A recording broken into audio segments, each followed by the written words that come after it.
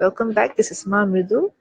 And while I continue reading the Living Enlightenment book, I came across a beautiful message. And it's all about why do we compare ourselves with others and why do we compare people with others. For example, when I grew up, my mom used to constantly compare me with other children. And I used to constantly feel that, am I not good enough? Or why is the other person better than me? And how can I equate myself with that person? So I go into a lot of incompletion, a lot of hangover as to what I should do as a child so that she feels the same about me that she feels for the other people.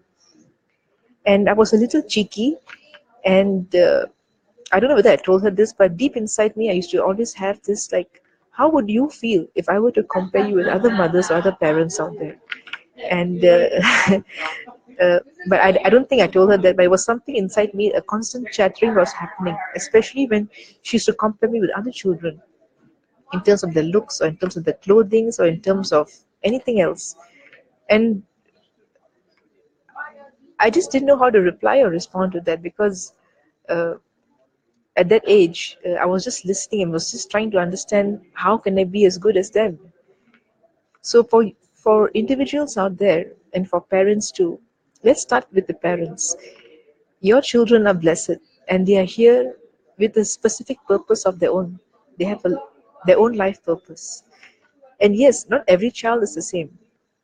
Now, today, if we look within ourselves and we ask why we comparing ourselves or why we comparing our family members with the rest, there is some sense of emptiness, lack of fulfillment, and maybe that's why we do it. If we see uh, someone who's very fulfilled, would we end up comparing them with others?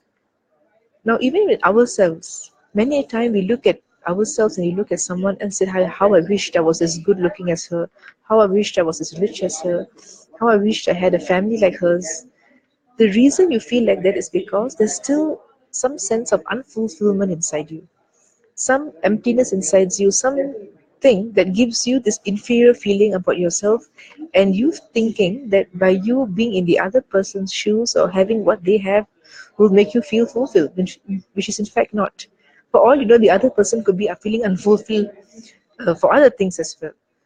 And the best way is for each and every one of you is to experience the ultimate fulfillment, and especially when you have, for example, a Kundalini awakening in your system, you constantly feel fulfilled. You never feel that you're less than the other.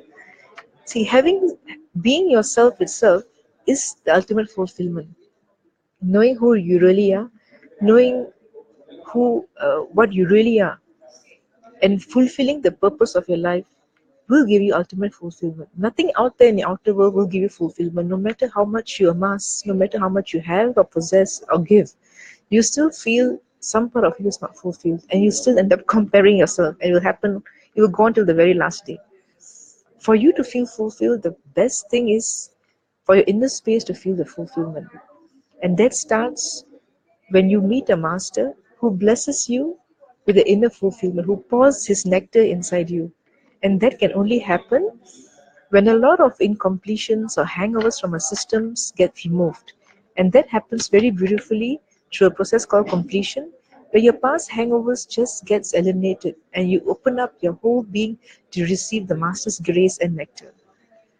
One way you can experience completion, one of the techniques is to come for inner awakening.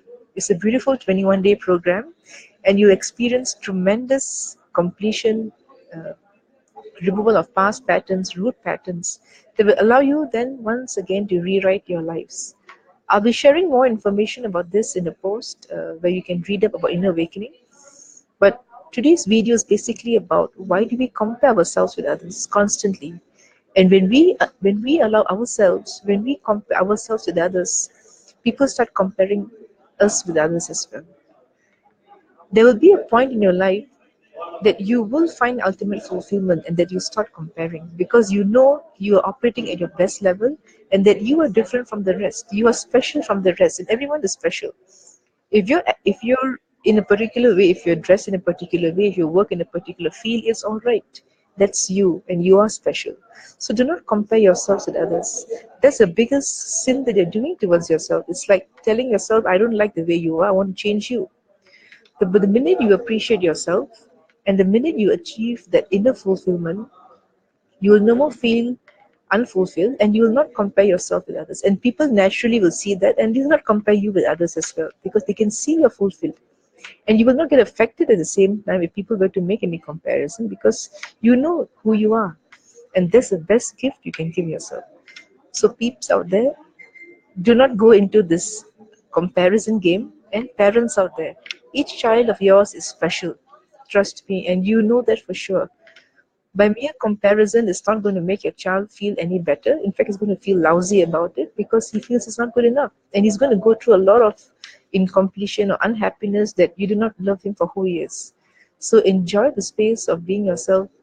Take a next level to experience yourself through Inner Awakening, a beautiful program. And we also have Inner Awakening for children. So send your children for this beautiful program. So with these blessings and Nityananda.